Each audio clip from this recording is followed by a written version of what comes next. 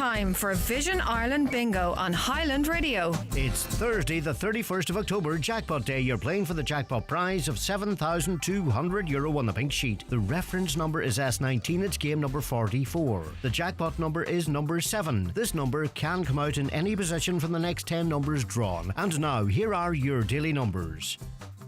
32, 6, 30, 63, 86, 19, 61, 72, 79, and finally 40. Phone your claim to 9104833 before 8 tonight, leaving your name, contact number and the name of the shop where you purchased your book, and we'll call you back the next working day. Get all your Vision Ireland bingo information at highlandradio.com. Around the Northwest with John Breslin with Virgin Media, rolling out 2 gig full fibre broadband with 99.9% reliability across Donegal. See virginmedia.ie.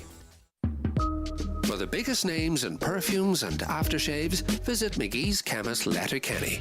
Dior, Armani and Hugo Boss, Victor and Rolf, Marc Jacobs and Lancôme. Also Gucci, Yves Saint Laurent, Prada and many more. From timeless classics to celebrity favourites, there's a perfume or aftershave for everyone at McGee's Chemist Letterkenny and online at mcgees.ie. Highland Radio Time Checks brought to you by EirGrid, the operator and developer of Ireland's electricity grid. EirGrid, powering up communities, powering up Ireland. The time is 16 minutes past 12 on Highland Radio. So Deadpool is the most popular Halloween costume people have searched for this year. eBay, if I can speak, that would be a great start to the show. eBay has found modern TV and film characters are becoming even more popular, with Wednesday Addams also featuring in the top list. Scream and Ghost masks and Spider-Man feature among the more traditional costumes which remain in demand. People are so invested in their costumes, aren't they? I was never one, like I would have dressed up when I was younger. My mum actually used to make the best Halloween costumes. She made one time, or was it World Book Character Day? Anyway, it was a costume and it was Pinocchio, but it was so well done. I think she loved it more than me making the costumes. But I don't really dress up that much. But people, I've seen a few going out last night and they're just like the effort they put into their costumes. So fair play to everyone. But I do love the Halloween decorations, but none of the scary ones, just kind of, the cute pumpkins. That I love a wee pumpkin display at the door and the pumpkins inside. Anyway, using cosmetic contact lenses for Halloween could cause long-term damage to the eye, according to a warning from eye experts. Wearing contact lenses sold by illegal retailers could increase the risk of eye infections and even sight loss. Liz Grennan from Optometry Ireland says people who aren't used to wearing contact lenses shouldn't try it on Halloween. And are you superstitious? Well, people in Dublin and Munster are most likely to be superstitious. 34% believe walking under a ladder is bad luck, 25% cross their fingers or touch wood for good luck, and 23% won't open an umbrella indoors. 1 in 10 people won't cross the path of a black cat, which I am probably wrong my entire life, thought a black cat was good luck. And people say they make a wish when they see a double rainbow. However, 28% don't believe in superstitions, according to the survey of 1,000 people, and that was carried out by Lotto Land.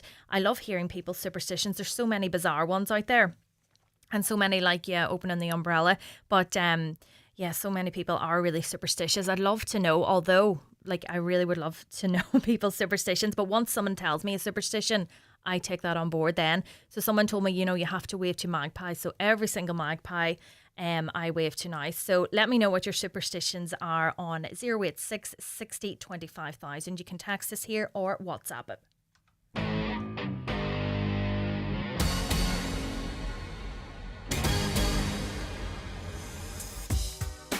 Under a lover's sky, gonna be with you, and no one's gonna be around. If you think that you won't fall, well, just wait till the sun goes down. Underneath the stars.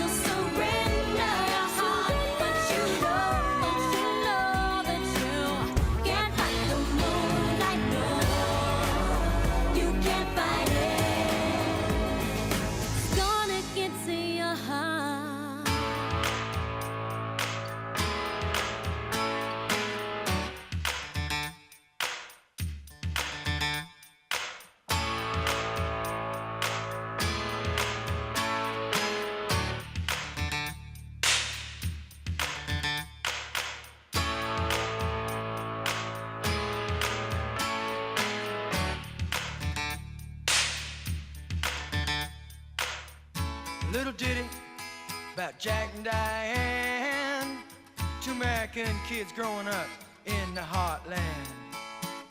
Jackie gonna be a football star, Diane's debutante backseat of Jackie's car.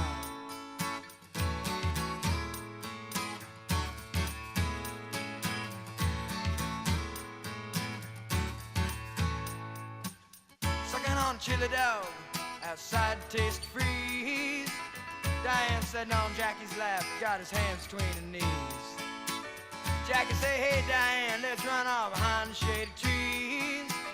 Dribble off those Bobby Brooks, let me do what I please. Say, oh yeah, life goes on long after the thrill of living is gone. Say, oh yeah, life goes on long after the thrill of living is gone. To walk on.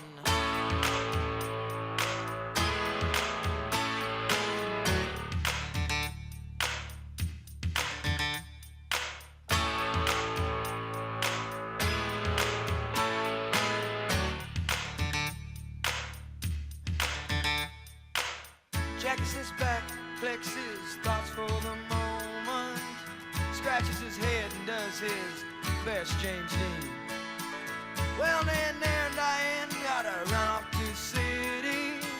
Diane says, baby, you ain't missing nothing. Jackie say, oh yeah, life goes on long after the thrill of living is gone.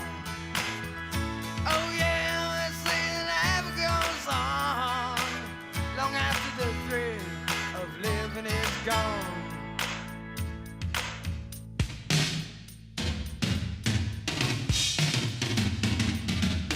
So let it rock, let it roll, let the Bible belt come and save my soul. Holding on to 16 as long as you can. Changes come around real soon, make us women and men.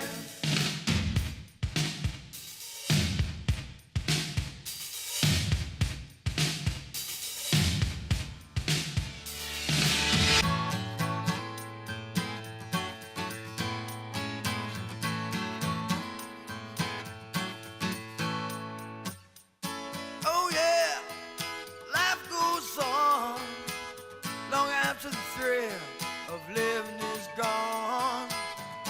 Oh yeah, they say life goes on long after the thrill of living is gone. A little ditty about Jack and Diane, two American kids doing best they can.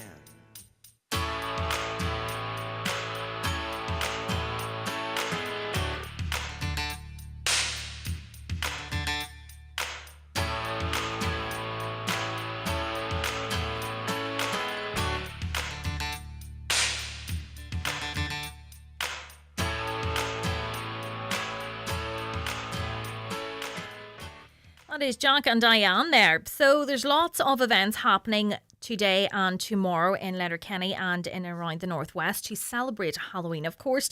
So the Letterkenny Halloween Fest is taking place today. A trick or treat trail will take place from 1 to 3 p.m. There's a fancy dress competition, storytelling sessions, a Halloween Fest parade, which will leave from McGettigan's Hotel in the town at 4 p.m. And there's also spot prizes. So the Halloween Fest hub is at the Market Centre in Letterkenny. So get along, loads happening there. And if the weather stays dry, it'll be a great day.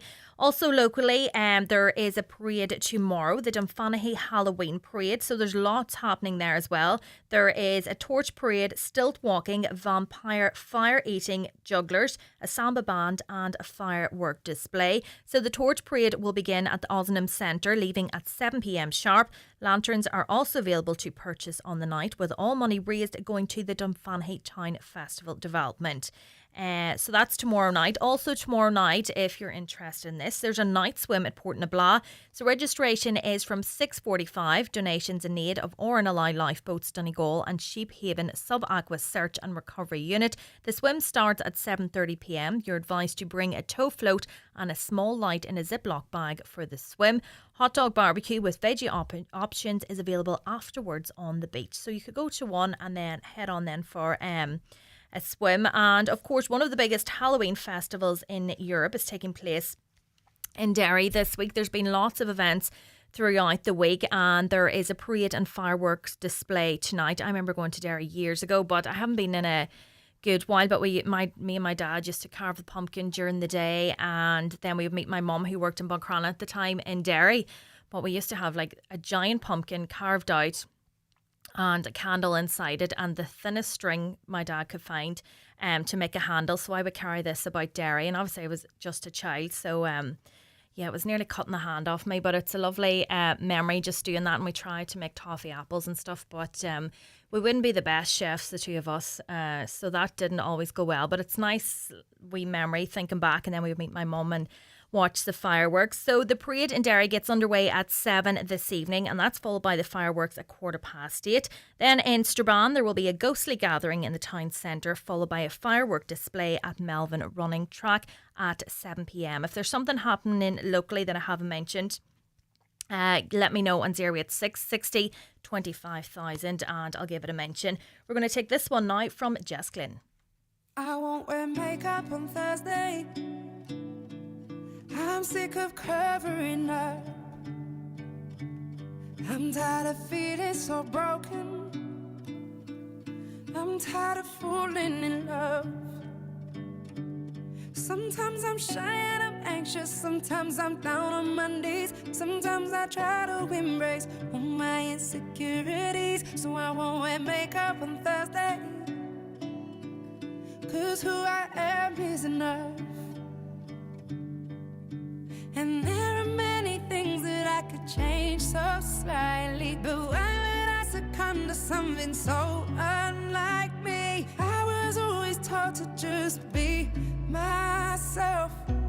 Don't change for anyone. I wanna laugh, I wanna cry. Don't want these tears inside my eyes, yeah. Don't wanna wake up and feel insecure. I wanna sing, I wanna dance, I wanna feel love inside my hands again. I just wanna feel beautiful.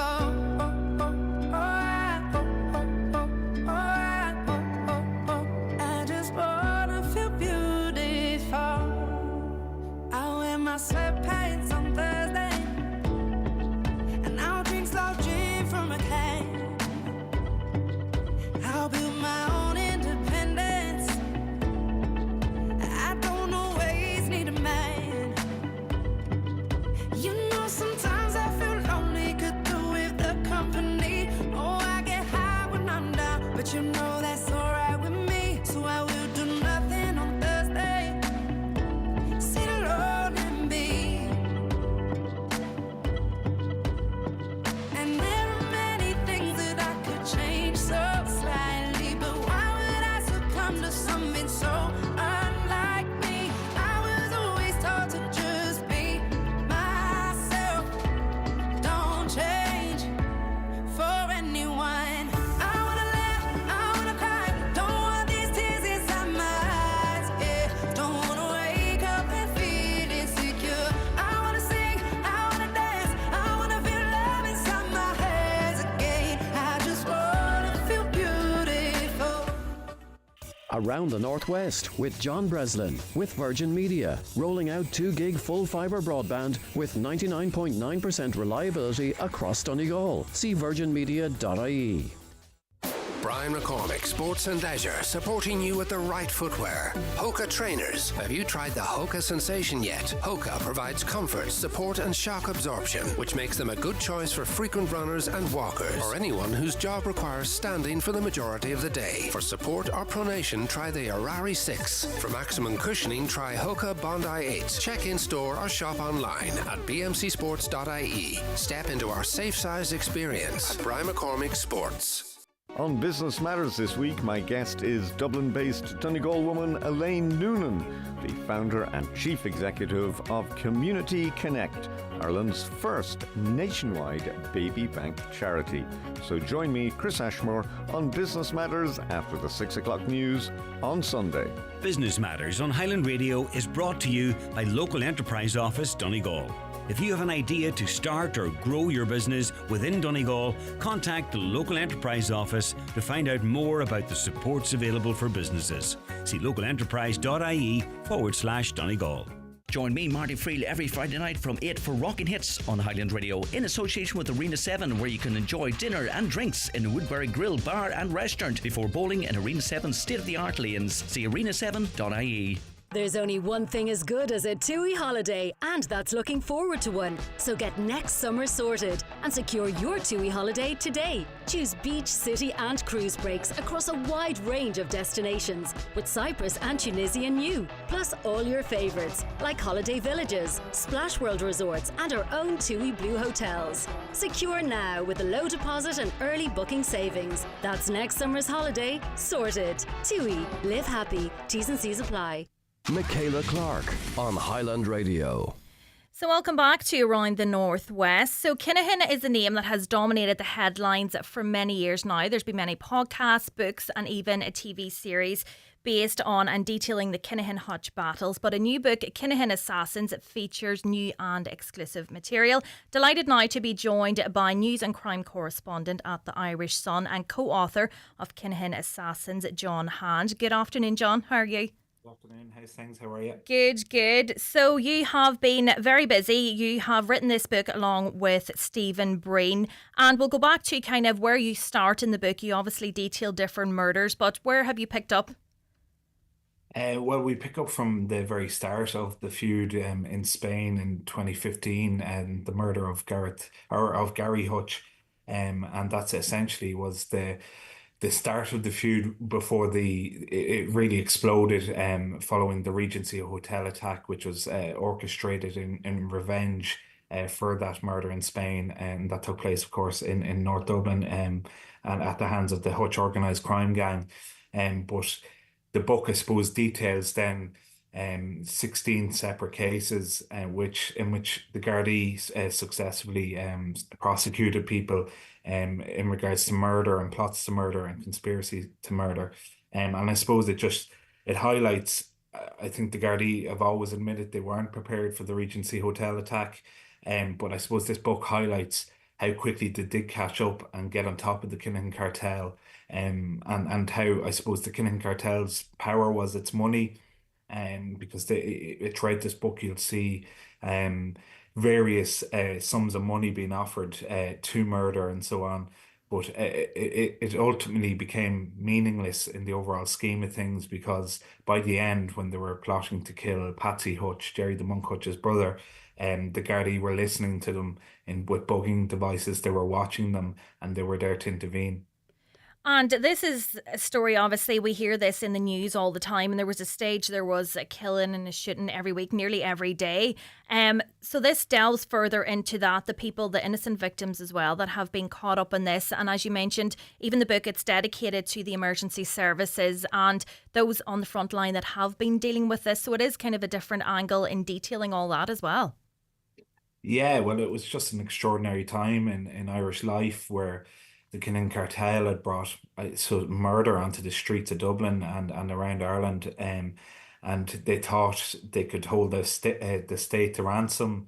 But I suppose this story, it's obviously there's a lot of murder and conspiracy to murder, but it's a story of resilience as well, and those frontline workers, and particularly the Gardaí, who successfully investigated crimes. But as you say, yeah, there's innocent victims in this. Trevor O'Neill, of course, who was gunned down on his holidays in Spain, in a complete case of mistaken identity, but a completely innocent man who was shot dead in front of his wife and kids. There was a Trevor O'Rourke, or Martin O'Rourke rather, was shot dead in another case of mistaken identity in the streets of Dublin. And of course, Noel Duckegg Kerwin, which was a really concerning case in terms of he was spotted at Eddie Hutch's funeral alongside Jerry the Monk Hutch in late February 2016. Eddie Hutch, of course, was the monk's brother, but he was shot dead 3 days after the Regency Hotel.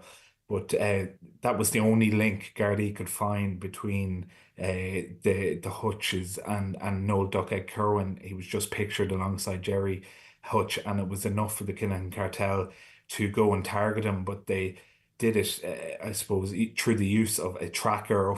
He was had a tracker on his car for up to 6 weeks before he was brutally shot dead outside his home, in the front seat of his Ford Mondeo car, with his partner Bernadette Rowe sitting beside him. So it was ruthless, but there was also a lot of planning in a lot of these hits. And as the book continues and progresses, you see the introduction of bugging devices from the Garda side. So it's like you're matching them with technology as well. But there's also lots of good old school policing involved in these cases as well. And that is, you mentioned there, like the tapping and stuff. That's some of the exclusive material that you have, which is interesting to get the in-depth insight into, like, how the Gardaí work and what exactly, I know people criticise Gardaí, but they're working and they've put so many resources into this and continuing to do so. Yeah, like some of the operations cost a hell of a lot of money, to run, but they were life-saving operations. But I suppose the bugging, the plots that they foiled, which involved bugging devices, gave a real insight into the minds of these hitmen and the hit teams, in terms of, they just had no regard for life. So in one breath they're talking about just general everyday things, and the next they're on about taking human life. But he also just got into it gave an insight into the money being paid. So in one instance, in one plot to kill a Hutch associate, there's three men and they discussed a payment of 100 grand. There was James Mago Gately, who was a Hutch associate, and the Kinahan cartel tried to kill him twice. He had a 250 grand bounty on his head. And in the final plot to kill Patsy Hutch, Patrick Burns, who was essentially the on the ground controller of this hit team assembled, discussed was heard discussing on the bugging devices about how you could get paid 20 grand for just setting up someone, and how you could pay the Hutches to set up the other half, one half of the Hutches to set up the other half.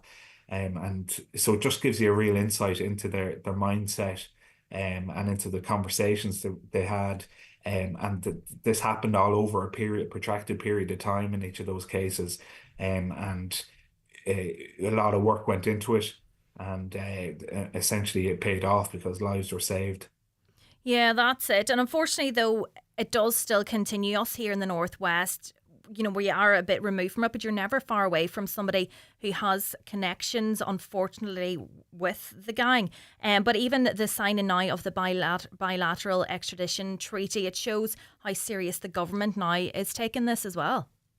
Yeah, I suppose when we started writing this book, and indeed finished it, there was no extradition treaty with the UAE. There was no arrest of the senior members of the Kinahan cartel who are living in Dubai. So that has obviously changed in recent weeks. And again, I mentioned resilience at the start of this interview, but it just shows the resilience and the continuing work happening in the background to bring the higher echelons of this gang to justice. And even I noticed the naming of your chapters, you reference the name of those who have the innocent victims that have been killed in this. So it's kind of given them the recognition's probably the wrong word, but like it's highlighting them as well, and they've been caught up in this that I suppose this hasn't really been done before either. No, and look, I suppose we've been asked questions over the last kind of week or two. Are we glamorizing, I suppose, this sort of crime? But this was the reality. This was the business of murder, essentially, and those poor innocent victims were caught. Their lives of their relatives have been destroyed at the hands of this drugs and arms trafficking gang that, yeah, we're, as I say, we're essentially running in the business of murder. John, thanks so much for joining me. I know this probably won't be the last book. There's so much more still to tell from this story. But good luck with the book, and